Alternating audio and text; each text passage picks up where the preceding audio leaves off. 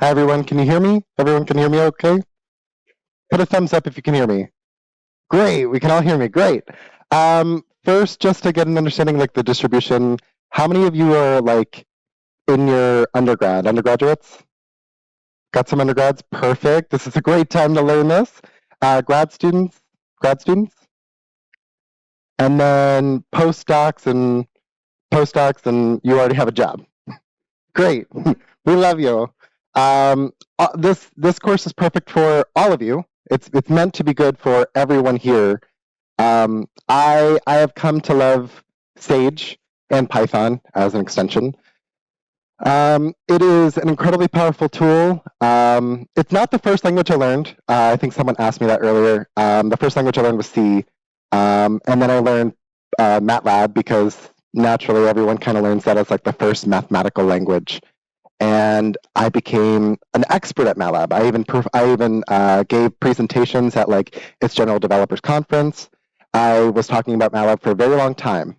I was producing major packages like a dynamical systems Plato, and it was built on their Sims library. And then 5 years after I made this amazing library, I get a little message from MATLAB saying, your Sims library is expired and you can no longer use it. I spent so much time building software for this company, and they tell me, you must pay $200 to use your own software. I said, never again. So one of the amazing reasons why you should use Sage, it's free. You can clap for that. Yeah, it's free. We love that. It's built.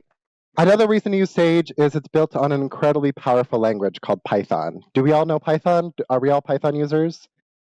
No, we have some. Okay, well, you should become a Python user. It's built on top of Python.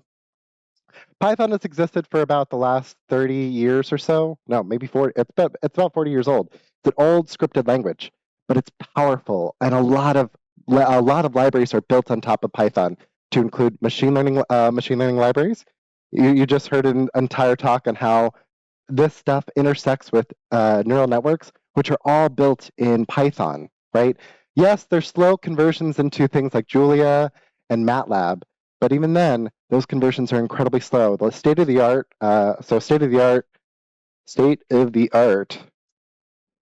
is built in Python. Any state of the art machine learning, so ML. So you have that. You also have intersections. So intersections with powerful libraries. So what do I mean by that? I mean, you have incredible visualizations through things like Plotly. You have, of course, you have access to machine learning tools like TensorFlow and PyTorch.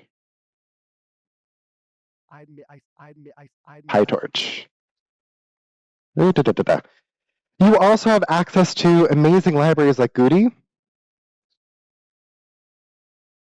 And we'll talk about that more at the lecture tomorrow. But you have these very powerful libraries that intersect together to give you an incredible mathematical package, right? These things don't exist for other languages, and they're constantly being expanded. So while Sage specifically as a language may slow, other libraries will extend, and therefore Sage can kind of interact with them. So in many ways, Sage will constantly be growing as long as Python is growing. Yes?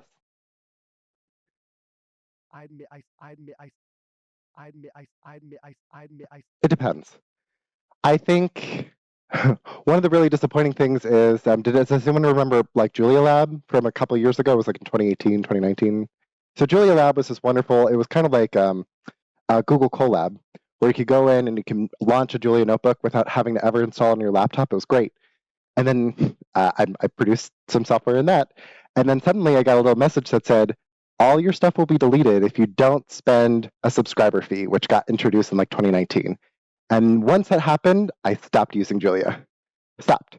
Because I'm not going to pay for it. And then if you noticed online, a lot of the push for Julia slowed. it just dropped dramatically because suddenly you had to install on your laptop, and installation was tough, and getting the libraries was tough. It wasn't as easy as Python because Julia doesn't have things like Conda or pip. So it was just harder. And you didn't have the backing of things like our lab. What is that? There's an R has an equivalent of Anaconda kind of that makes it easy to install packages. But Julia doesn't really have that.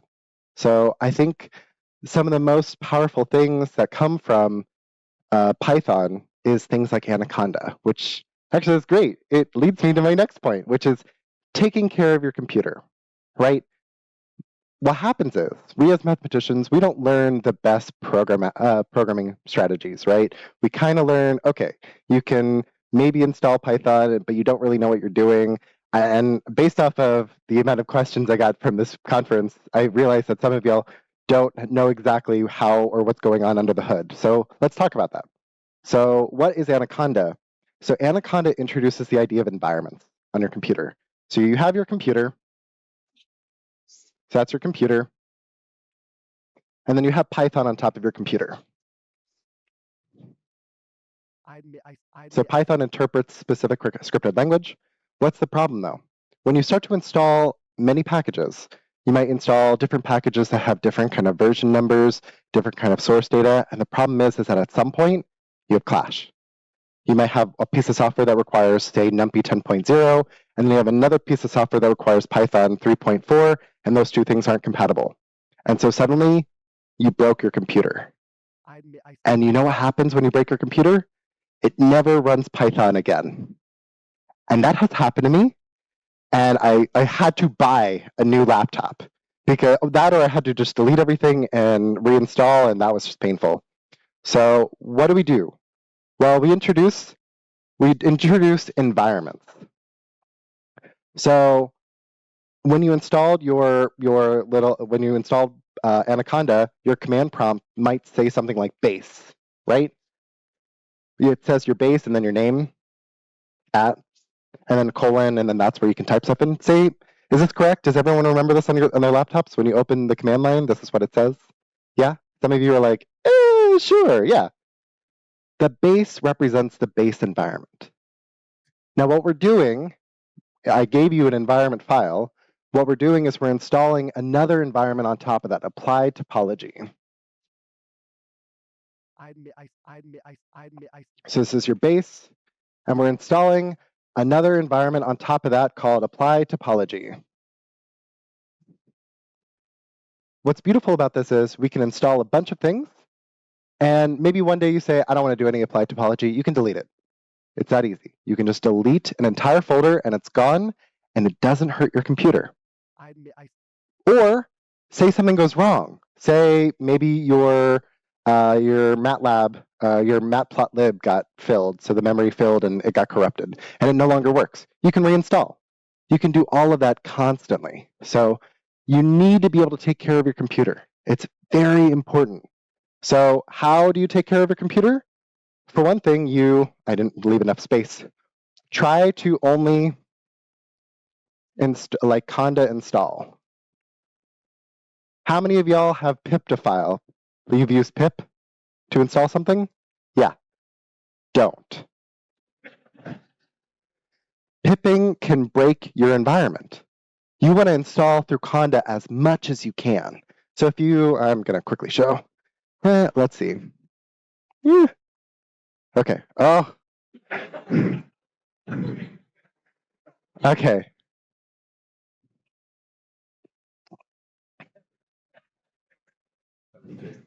All right. So if you notice, you don't have to memorize this. Don't try to take notes on this.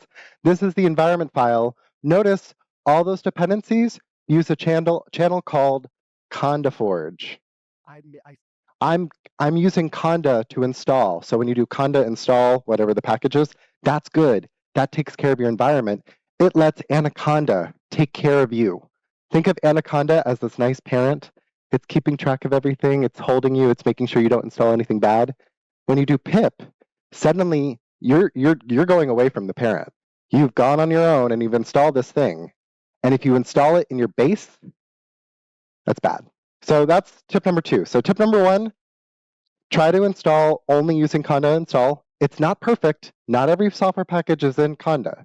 So you have to pip sometimes. But number 2, and this I cannot stress enough, never pip in base. That base environment, never pip, ever. All right, everyone's gonna repeat after me. Never pip in base. One more time. Never pip in base. Perfect. That's the most important thing to do, right? Never, ever, because you could break your computer. Okay, so now we're gonna get started. First off, how many Windows computers do we have? Windows, okay. So the install might have been tough. I realize that. Windows is a very different computer. So the first thing, so everyone first is gonna open up the command line. So in Windows, you're gonna type in CMD. For Mac users, what you're gonna do is you're gonna go to your terminal. So it looks like this icon, terminal. You're gonna open that up. Notice, let's see, let's zoom in. There's that base. What should I never do in base? Never pip in base. Ah, that was beautiful. Love it. You've learned something. My job is done. Okay, so you have base, right? And this is your base environment. So when you open up terminal, you do that. For my Windows users, so Windows only,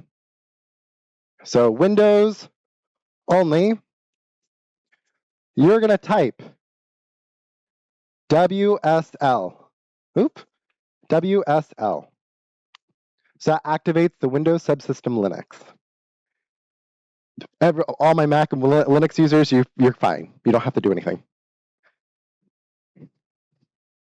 So when you type that in, Windows users, you should still see base, your name. If you don't, that means you haven't installed everything yet. And that's okay. I can help you out later. But just sit and watch along. Okay, so once you're here, now what I want you to do is you should have already followed the steps that I have listed on my GitHub. So github.com, Greg DePaul, repos, Applied Topology. So hopefully the rest of you have already followed these steps or close to these steps. If they didn't work, I will try and help you by tomorrow. Just today, have fun, listen. You already learned the most important thing. Okay, so you've already done these steps, which means you can activate Applied Topology. Notice what happens when I run it. Okay, well, that's not supposed to happen. It's because I called it AppTop in my computer. Conda. Okay, this is the problem with presentations. Yeah, Conda activate. You're going to type, all of you are going to type Applied Topology, because I think that's what I called it. All of you type that. I messed up and I installed it on my computer as AppTop. So you're all going to type this. I'm going to type AppTop. So notice that word changed. So now it says AppTop. So notice I'm no longer in my base. I'm now in Applied Topology, which means I can pip, but I'm going to try to avoid pipping. I'm going to try doing Conda installs if I need to. So those are the 2 rules. That's it. That's all the rules to taking care of your computer. If you follow those rules, everything works so well. Are there other rules that you could follow? Yes, there's ways of clearing your computer, but let me tell you, it's just so much easier to just clear everything away and just reinstall. So much easier. Okay, so now that we're here, we're going to type. So the second part, that was step 1, or if you are Mac or Linux users, you don't have to do it. Step 2, you activate topology, Applied Topology. And then step 3, you're going to go to your Applied Topology folder.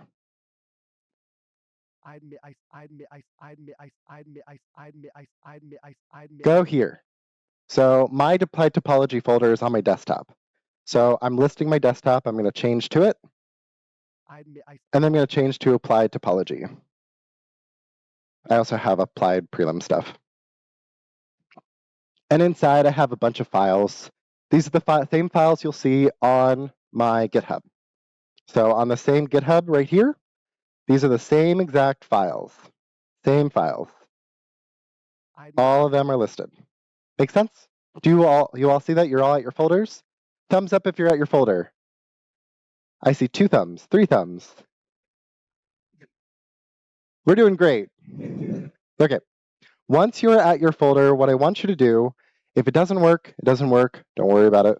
You already downloaded it, so it's fine. Do git pull. Do that for me, because I updated some stuff this morning, because I wanted to add something a little fun. So once you do that, everyone say thumbs up. Thumbs up, you're ready? Perfect. So now, last but not least, we're going to type in Jupyter Notebook. I love Jupyter. That's another one of the powerful things you get access to for free in Python. Jupyter, which lets you run your files so easily and seamlessly. So you can edit all your files, you can run commands non-sequentially, although I don't recommend doing that. Make sure your files always run sequentially from a software programming standpoint. Otherwise, you get nonlinear behavior. But anyway, you also are able to edit so many different things with Jupyter. It's amazing. So we're going to open up our first one, which is getting started with math in Python. We're good? Okay. So inside, you'll see this Jupyter file. You'll see a bunch of different lines with different things. And maybe at first it looks a little cryptic, but we'll figure it out together. So let me zoom out. Are we all on this page? Thumbs up if you are. Can you see this page? You can at least open it on your computer if you don't have the Python installed, but you can open it at least. Sorry. Yeah?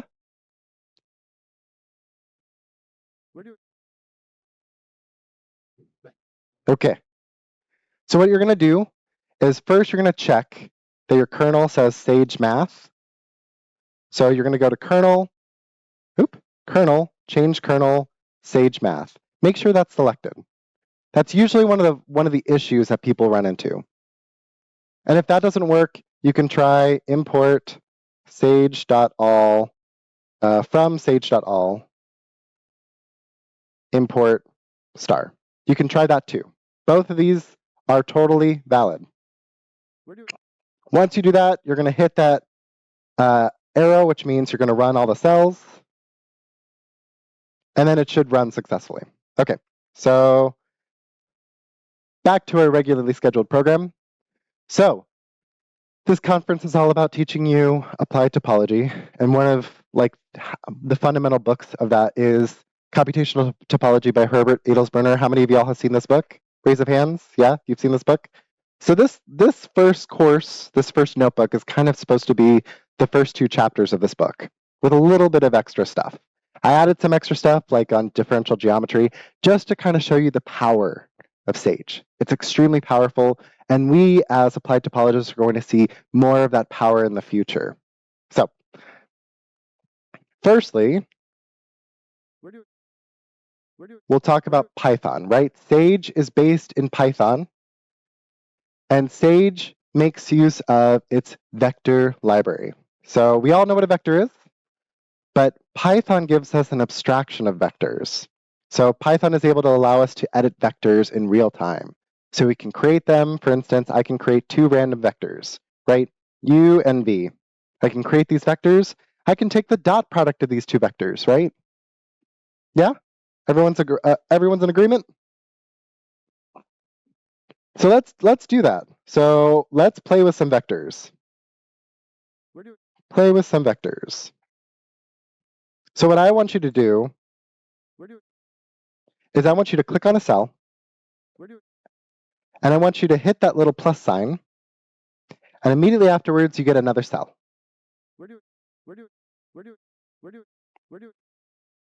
So I want you to make 2 new vectors. Let's call it A, and we'll make the vector, first I'm going to start out with the brackets, and I'm going to do 2, 3, 1.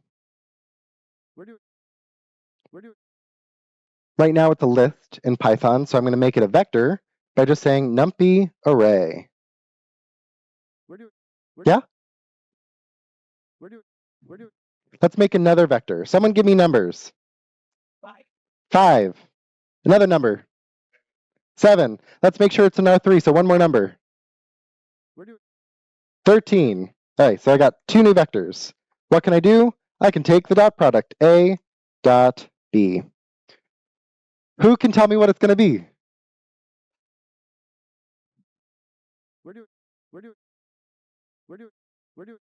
Come on, it's 10 plus 21 plus 13. It's going to be 44. Are we sure about that? Yeah. Very natural, right? See, y'all already are experts. This is great. Okay. So we can take the cross product. We don't like the cross product, obviously, because it doesn't generalize well in higher dimension, but I included it for the sake of visualization. So the cross product, you can take the dot product, you can take the cross product. This is the cross product of 2 random vectors. And then you can also take the norm. Now, one of the powerful things and one of the funnest things about Python is all of these libraries are extendable. We can change the norm, right? We can actually make it, say, the 1 norm. We can make it the 2 norm. We can make it the 3 norm. Oh, it's because I already ran this. So the 2 norm of a unit vector is 1. Yeah. So when I don't include that 2, at minimum or at default, it's going to be the 2 norm. And then you can do natural operations like taking the unit vector. So you already get all of this for free with Python. That's just Python. It's not even Sage. We haven't touched Sage yet. You can do more stuff too, like matrix multiplication. This is where you get to have fun. This is where you see a lot of random matrix theory people come in, because what they do is they play with these random matrices and they notice these wonderful properties about their eigenvalues, right? So you can play with it. You can get its natural eigenvalues. One of the beautiful things is this matrix is going to be probably naturally positive definite. That's one of the almost assured things of random matrices. They're really nice. And you can also extract its eigenvalues. So that's Python. Now let's talk about Sage. Python, you've played with it. All of you have touched it at some point, most likely. Except the one person who's like, I don't use Python. Well, now you have. Now you have. Okay, so the power of Sage is in its symbolic manipulation. So mathematicians, we're used to this symbol pushing. So we're used to playing with all these wonderful symbols. At some point, you're going to run into a headache, right? You're going to get to the point where you have like 200 symbols all at once, and you're like, how do I simplify this? Now we have the power to do so without you ever having to actually sit with pen and paper, try and solve that ODE, try to solve that algebraic equation, try to resolve that ideal. It's painful. This is the power of Sage. And we as mathematicians should slowly switch to this.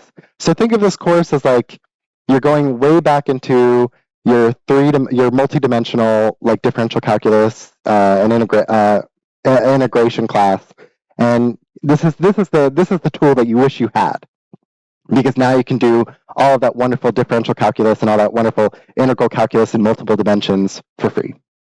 So how do you start off with these symbols, the symbol manipulation? Well, you create a variable, right? You can create variable t, run that, and then you get so many wonderful features from that. You can do things like differentiation. So all I'm doing here, and you can ignore this for now. I wouldn't worry about learning this because this is lambda statements, and that's kind of an advanced structure in Python. But the idea is, you know how to read this, dt. I'm differentiating. And then I can also have a big differential operator d that means I'm differentiating a vector, right? That's how you should think of these two things. I've already taken the liberty of defining them for you, so don't worry about them. So one of the first things you learn, and you learn this way back in high school, you learn how to evaluate a function. So what I'm doing, I'm writing a function f, and I'm saying it equals to t squared, right? And I can run that. And then what I can do, when you have a function, you can substitute that in. Unless that function is in L2, and then you can't necessarily actually substitute anything in that function. But if your function is normally explicated, you can do that. So somebody give me a function, something gross.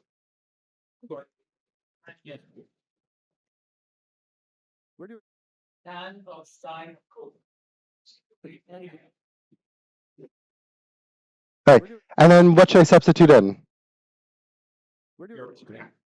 0? Pi.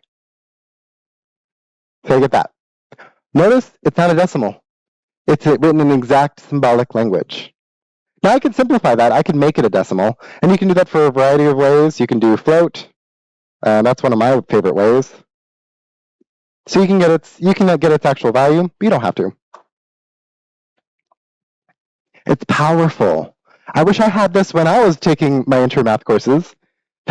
my teachers would have been really annoyed at me. They're like, how did you do your homework so quickly? I just used Sage. What else can you do? You can take the limit, right? I can write really gross functions and I can take the limit, right? Like let's do one together. So let's erase that. Let's all write one together. So let's do what? Well, I just did that. Sine of t over t. Yeah. That one's easy. Let's do something more fun. Let's do negative ln of exponent of sine t as t approaches, say, infinity. Let's see if this works. I don't know if this will work. And then we'll do negative t as well. No, positive t. Np.env. It didn't work. Let's do 1,000. It should be 1. But that's cool that it spit this out. Can anyone see why? Oh, wait. Actually, that was wrong. Exp negative t squared. T squared. Does anyone see what I'm doing? Yeah. It doesn't spit it out. That's okay. What I'm doing is I'm trying to force the limit. So as t gets sent to infinity, then the exponent of negative t to the infinity is basically very close because that approaches 0. So it just becomes t squared, and then the sign pulls it out. And then you can go through the ln and you just get t squared, and then t squared over t squared is 1. So it might be -1 in this calculation, but anyway, let's see. Oh, nope. Anyway, ignore that. Back to the fun stuff. Sine t over t. Where it works. But you can play with it. Let's keep going. You can differentiate too. So here's a classic one. Here's chain rule. H equals f times g. I defined f earlier times sine of t over t. What do I get? Now f we defined up here as t squared plus tan sine cosine. So I don't even know what this is going to equal. I evaluate and I enter. This would be gross as a person, right? Imagine doing this by hand, right? Technically, yes, this stuff can run in Mathematica, but Mathematica is very slow. And it also doesn't have like the nice integration with all this other wonderful stuff. So you get the symbolic manipulation for free. You can even take integrals. So I don't know what that will equal, but let's write the number.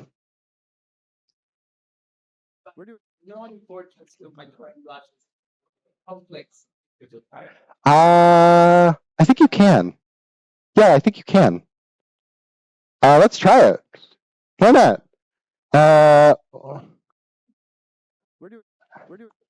So let's do v is equal to 1 over t, and let's say the integral, definite integral of v over t from 0 to 2 pi. Is that right? I don't know if it'll work.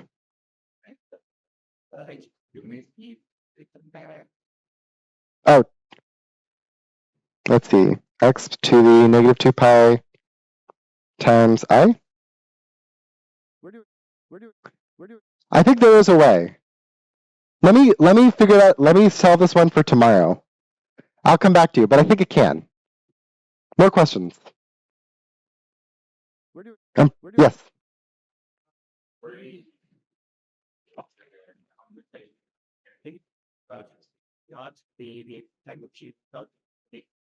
NumPy is what?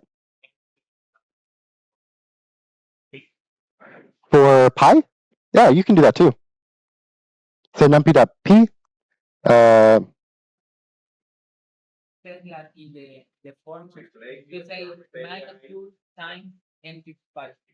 yeah, you can, so in Sage, you actually have access to pi as its own construct. Yeah, so I can just type pi, pi, gives me pi, and then I can float it.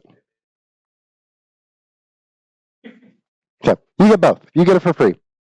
So that's the normal stuff. That's the stuff you've been able to do since you were freshmen. Maybe you were seniors in high school. Maybe even before. Maybe you were a savant back in elementary school. But now let's go into the multivariable consideration. So we can instantiate a variable x. We can take multivariable integrals. We can take integrals upon integrals of these things. So we know how to integrate that. We know what that evaluates to. So that's the multivariable stuff. That's the basic stuff that you learned. Then we can go even further, right? This is a really fun. This is the twisted cubic. I think it's like the first example that they have in Hartshorne, right? How many of you read Hartshorne's algebraic geometry? It's very gross. I hate it. It's being recorded. I love it. It's fun. Hire me. Anyway, so V is equal to t squared t cubed, right? So I can instantiate these vectors. And then what can I do? I can take that differential operator that I defined earlier, and I can just differentiate it element-wise. This is powerful, right? The fact that I can do this in real time, I don't have to touch it ever, right? So somebody give me a different example. Let's define a different curve.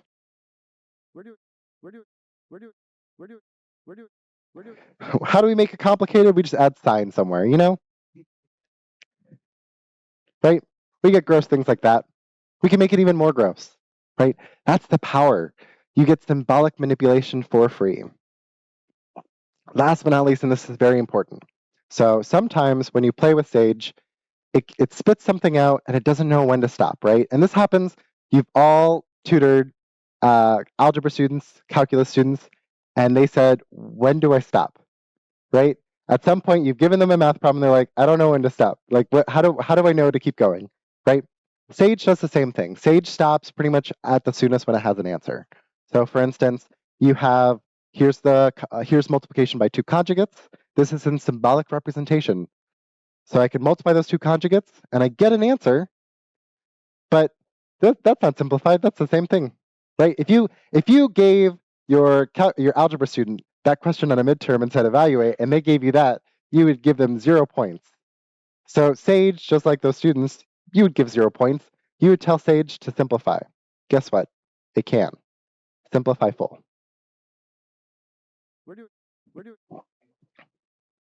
And it does this with all the trigonometric identities that we know and love, like sine squared plus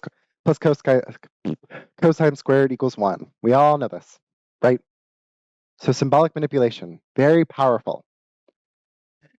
Okay, now let's really get into the first two chapters of Edelbrunner's book. So Edelbrunner talks about curves, surfaces, graphs, and one other thing that I'll leave at the end for fun.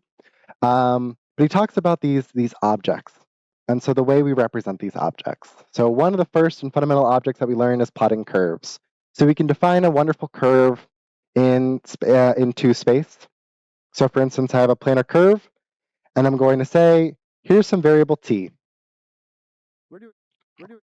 So I can actually check out what that variable x is by hitting that plus button and checking out x. And this is its representation. This is the complete symbolic representation of that function. That's cool. So all I had to do was just type it in, and I get the symbolic representation, and now I get to play with it. So one of the things that you first do and you first learn way back in high school is how to plot. So here I'm going to say it's a parametric equation on t. So I'm going to choose my start point and terminal point, and I'm going to define, say, the number of points that I'm actually going to consider. So this isn't computationally too expensive. And then I'm going to actually get the curve. Now notice, like I said, what happens? What am I really doing? What am I doing here? I'm taking that curve, which was symbolic. There was a symbol up here, x. And now what I'm doing is I'm taking empty array. What am I really doing? I'm turning it into a vector. That's the thing. I'm constructing the combination of symbolic language and vectors. I'm using them interchangeably. One is a representation of the other. And that's how you should really think of SAGE, right? This interplay between vectors and symbolic representations. And then from there, I can plot. So now let's plot something else. Let's do a different curve. Someone give me an example.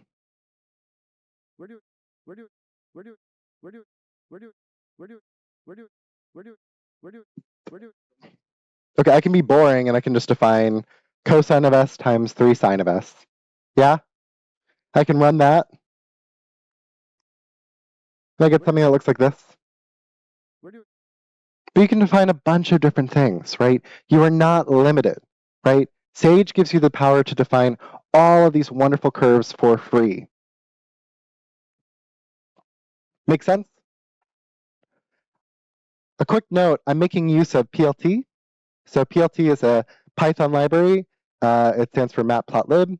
Notice I only use it typically for 2-dimensional graphs. 3-dimensional graphs, it starts to crash, and it's very painful, so I use a different package for that. So if you had a question why I switch from matplotlib to plotly later on, that's why. Okay, so now let's go into a little bit of differential geometry, right? How many of you have taken differential geometry? Only a couple of you. Well, guess what? Even if you haven't taken it, you're still going to calculate differential geometry. Why? Because someone defined it for you. So differential geometry gives you a lot of powerful things. It gives you the ability to talk about things like a tangent vector, a normal vector, binormal vector, curvature, a bunch of different things. Do you necessarily need to know the proof or the calculation behind it to understand what it is geometrically? No. That's the other thing to think about, right? We as topologists want to grab tools from all these different and wonderful mathematical subjects, but we don't want to necessarily be bogged down with the trivial explication of what those concepts actually are. They're not necessarily trivial, but they're difficult, and they slow research, right? We want to keep our research going, and we want to keep it going quickly. And so one of the best things that you can do is you can try and just program it in and leave it as that. And then when you really need to get down to the proof, you can worry about that when you're writing the paper. But let's first just get to the result. So I have a variety of different differential geometry library or functions that I defined. I defined it all using the base language. So everything that I defined in this library, I defined it in the base language of SAGE, and it's right here. Now, can I find a different function in SAGE to do it for me? Yes. But I wanted you to at least see this, like how you can play with each of these ideas, right? For example, sine curvature. I did something as basic as I have a curve x. All I'm doing is I'm differentiating. I'm using that same differential operator. Well, how do you get the acceleration of that? You just differentiate again. And then you can just take this very, very specific formula that maybe you recognize from differential geometry, maybe you don't, and then I can just return it, right? I'm using the language of Python with the symbolic manipulation of SAGE to do all of my geometry for me. It's very powerful. We love that. So one of the things Edelsbrunner references in his book is this idea of an evolute, and that was kind of what inspired me to do this. So I wanted to get the evolute, which is a very gross formula. It's x, which is the original curve, plus its normed vector divided by its sine curvature, which doesn't necessarily mean anything if you just look at the formula. But if you look at it from a geometric standpoint, the evolute of a curve, so let's see. What's a very good one? X. So what is the evolute of that curve? So all it's going to be is I'm taking all of these tangent vectors and I'm defining some kind of function with that. So I'm effectively trying to combine them together into some curve. Do you need to know what that curve is just yet? No. But symbolically, it's painful to compute, right? It's very difficult to get this, especially if you were trying to program this and you were trying to get the loci, painful. But just using the symbolic manipulation, you get it for free. Why? Why is it painful? Oh, those two things together are very painful things to calculate. Curvature is a very painful thing to calculate. For weird curves, it's very strange. And I have an example of a curve where it starts to explode. More questions? Yeah?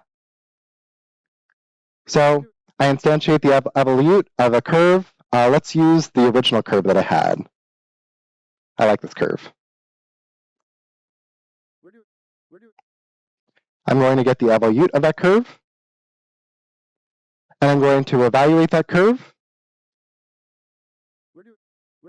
And I get this wonderful inner function, right? This is painful, right?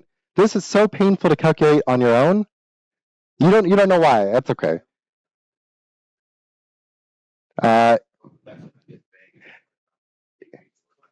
It's difficult to calculate by hand.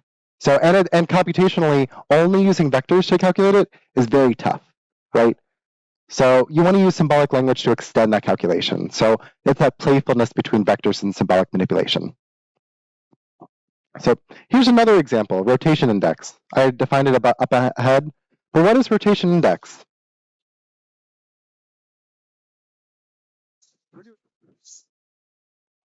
A lot of us are topologists. We know what this is, right? So the idea is you have some curve in space, and it winds around.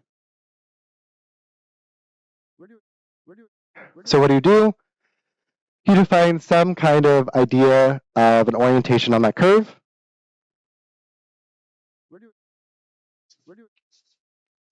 And what you're doing is you're effectively counting the multiplicity of that, of how many times you turn. So if I imagine little Greg is here, there I am, that's me, and I'm watching a point slowly walk across this curve, how many times does my head turn to watch it? Similarly, let's do another one. So I'm here, and I want to see how many times do I turn around. So I start here, I instantiate an orientation, I'm turning, and then in this loop, I finally complete my first turn. So already that's one. And then finally I'm entering the outer loop again, and I'm finishing my second turn. Right? Does that make sense to everyone? Yeah. So that's the idea of a rotation index. This, computationally, is very tough to calculate. It makes heavy use of the curvature, but it's very useful topologically, right? You can kind of see that, right? I've taken a curve, and I've kind of defined this wonderful idea of a winding number. Does anyone know anything special about this winding number and homologies, by the way? There's something special about curves that do this for homologies, right? He basically introduced the idea that this homological group in F2, so in F2, the first homology will be, I believe, 2, and the third in F3, the first homology will be 1. You can check me if I'm wrong, but I think I'm right. So this is powerful. This is where winding number actually starts to interact with homologies. And you can calculate that. Yay, we have power to calculate. All right. 3-dimensional space curves. I might go a little quicker. I hope that's okay. We only have about 15 minutes, but I want to get to the end because I think it's powerful. Yes? What? It's the coefficients. Coefficients mod 2. Oh, I call it F2, but it's Z2. Yeah.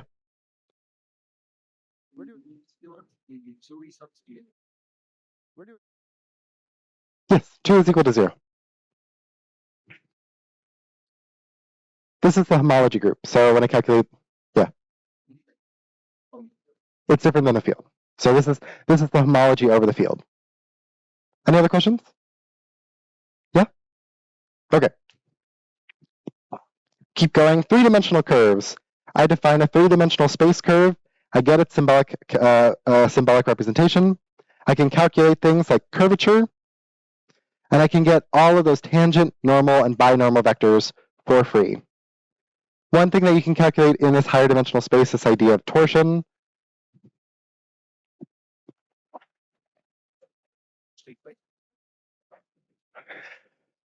Torsion is a geometric notion of, in high dimension, how much are you twisting in multiple space?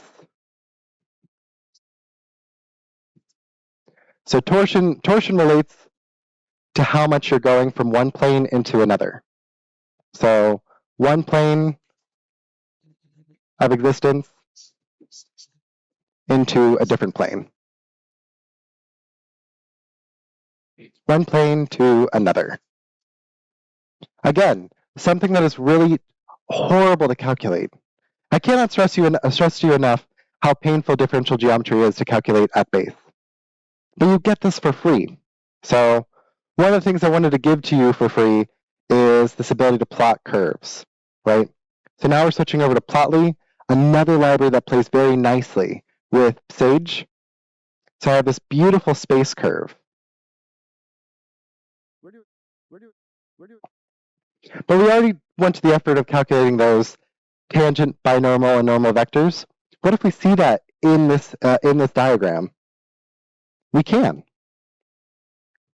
So I want to give you this code so you can use it in your own work. But it's very nice to be able to actually place on this curve these wonderful vectors. So here's that beautiful curve in its completeness. So you have the tangent, normal, and binormal vectors. We've all seen these before, right? Some idea of this? Yeah? So that's a little intro to differential geometry. Do I expect you to know differential geometry after this? No. But the fact that you can define virtually the entirety of a subject with just symbolic language is powerful. Yes, you can. You can take surfaces. I don't go too much into the... Yes. Yes. You can. I don't go too much into that, but that is in the Sage library. I'll point to it.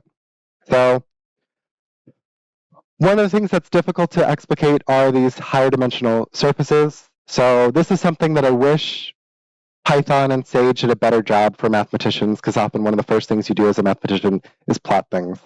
So here's one of the things that I want you to play with. So when you go home tonight, don't worry about playing with the other stuff, but at least play with this. Play with being able to visualize curves and specifically surfaces. So here's, for example, I'm defining a representation. I'm defining R2, and what I want is a function on R2. What do? The difficult part is oftentimes students use for loops and other gross things. You don't have to do that.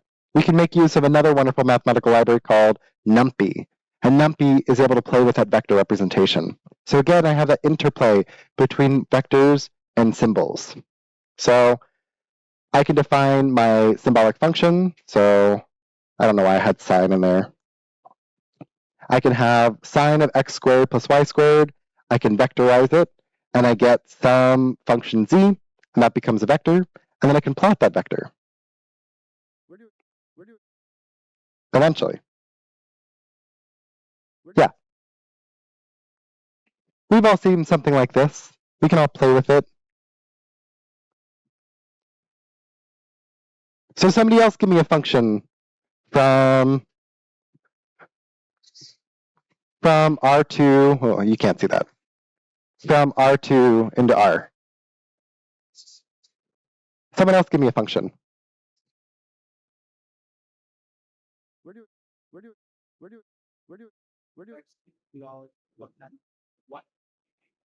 Sine of x plus cosine of y? Oh, let's write that in. Everything to the x?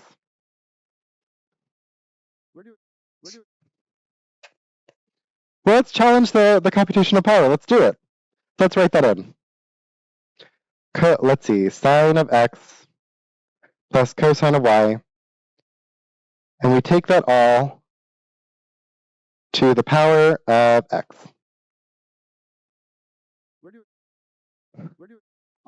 Oh, I wrote squared. I got scared, that's why. Well, that's what it would be squared, and it looks really cool.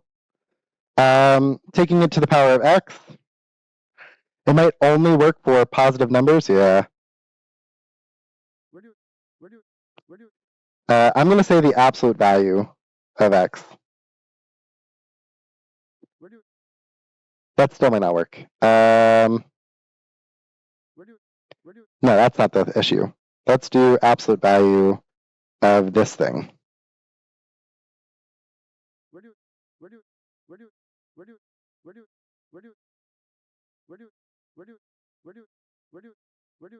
It's thinking.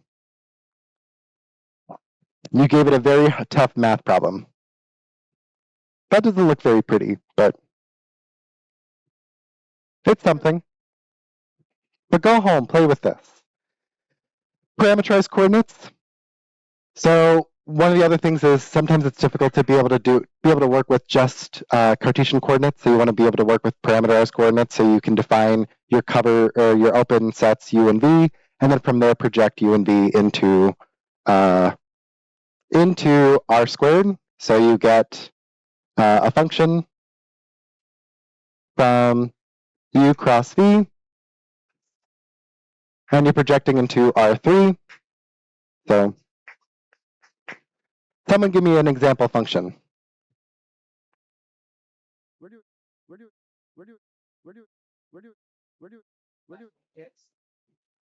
Well, you mean u?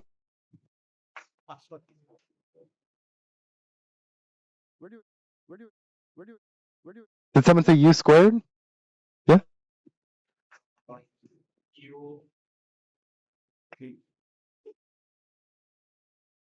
Or you can still extend it.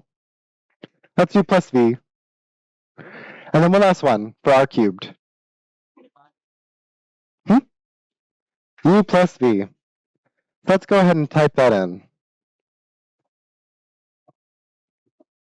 We get cosine of u, ln of u plus v, and we get u plus v. I think that's okay. We get something that looks like this.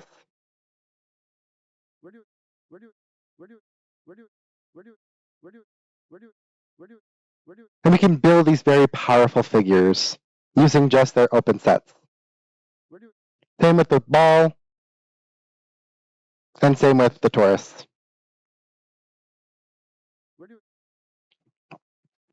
So something that I added, because we're doing applied topology, and this takes me up, yeah, I'm good on time.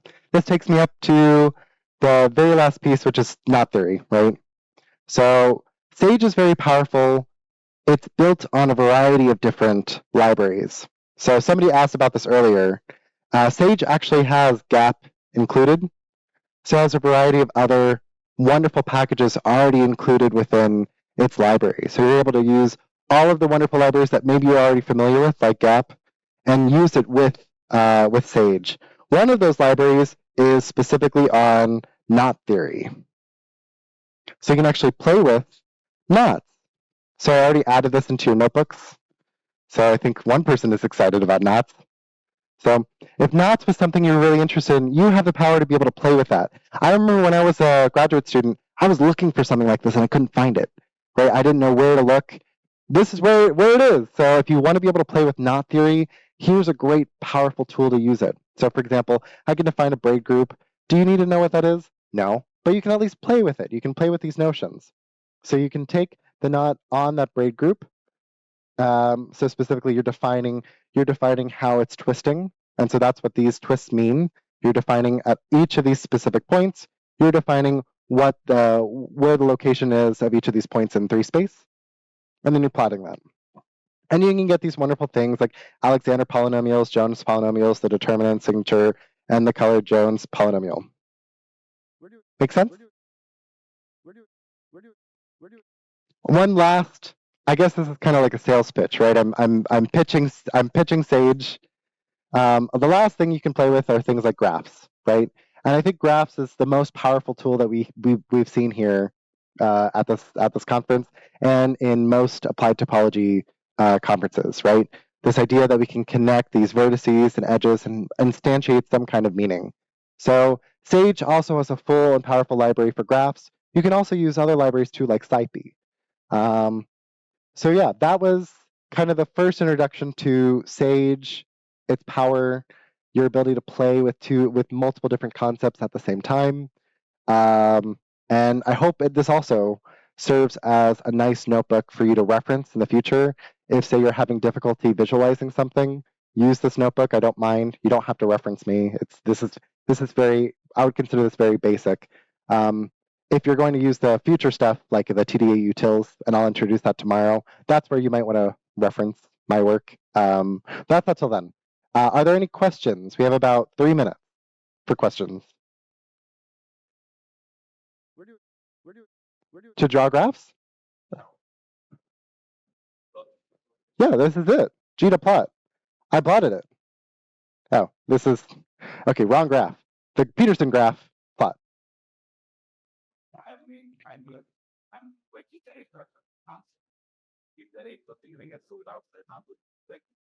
Somewhat. Yes, that's tomorrow's lecture. More questions? Yes.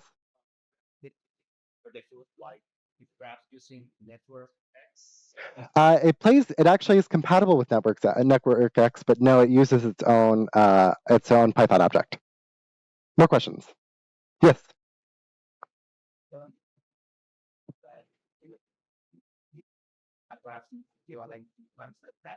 If it's what? Equivalent? So I think someone touched on this earlier in the conference. The graph equivalence problem is NP hard, isn't it? I believe it's an NP hard algorithm. Yeah. So I think maybe there's an approximation algorithm that'll work, but I don't think it actually is able to do so. This is why applied topology is powerful. Yes.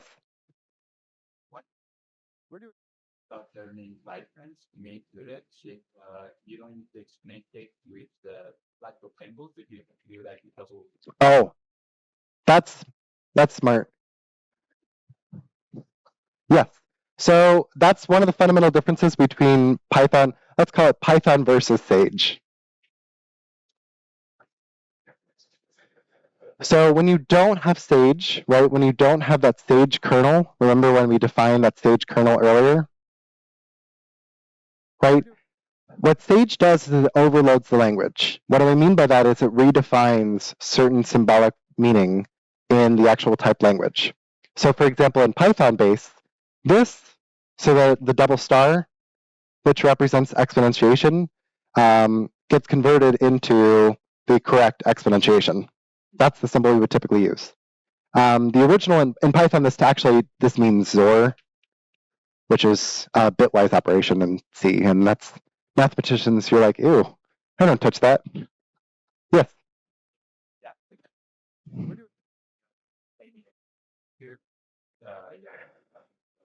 Yeah, so sometimes you might be tempted to do import math. You don't have to do that here. Don't have to. So for instance, you don't have to do math.sine. You can just do sine. You don't have to do math.ln. You can just do sine, or ln. You don't have to do numpy.ln. You can just do ln. So a lot of the base libraries that we as mathematicians make use of all the time, that's already included in the Sage language. More questions? Yes.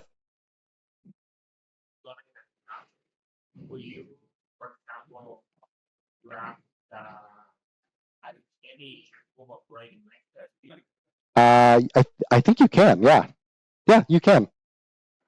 So yeah, you can program all your Readmeister moves. That would actually be a really cool little programming assignment. That'd be neat. Just basically, you as a programmer take your knot and you identify where it's supposed to go, and then you do perform the Readmeister move. That'd be cool.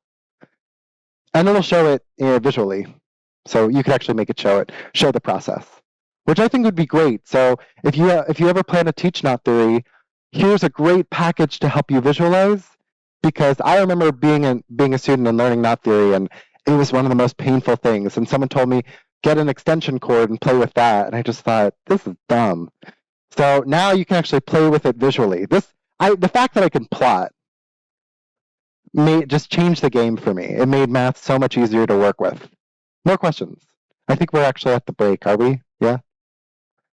11:30? Yeah. Oh, question. How does this fit in teaching? I asked you from my school where like all day and everything is genetic, the pictures, and I feel that you are using those things and you actually draw, you get an intuition.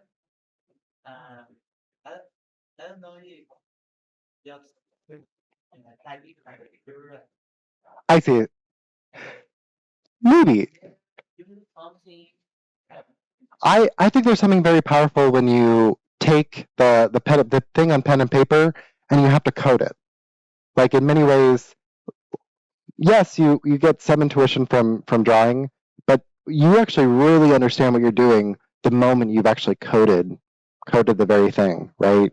So for instance, when I've coded like a dynamical systems library, I learned the process of linear linear critical point analyzing. So that became just ingrained in my brain because I had to program that whole algorithm that you see in Stolett's book, the one in dynamical systems. Yeah. So I think it's a typical. It's a really good way of at least challenging yourself to be able to code it. And then as like a first year student, and you don't have access to like an expert always, it's nice to be able to have what is veritably an expert that can just plot whatever you need to, and then you can develop that intuition that way. That's how I feel. So. If I want to learn a theory, I use this book. So if I want to go full on the theory, I should try to go. Well, you don't need to recode all the basic libraries, but I think it's powerful to be able to code at least up to like coding the Readmeister moves. Like if I give you some representation, can you code your way? Can you perform the Readmeister moves in such a way that it makes it very obvious which knot this can be identified with? So things like that. Yeah. Question.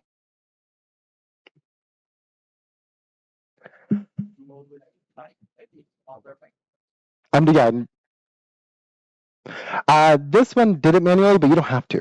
Like you can.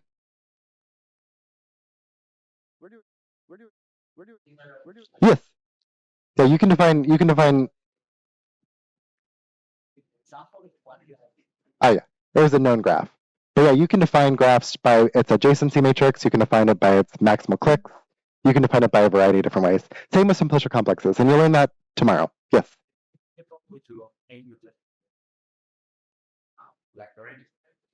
You can get the Lagrangian, yeah. So yeah, there's a variety of things that you can get purely from the Sage manual. So for instance, you have access to all of these different packages. So if you scroll all the way down, you get access to graph theory in the discrete mathematics section. You also get access to the geometry and topology section, which gives you access to so many wonderful packages.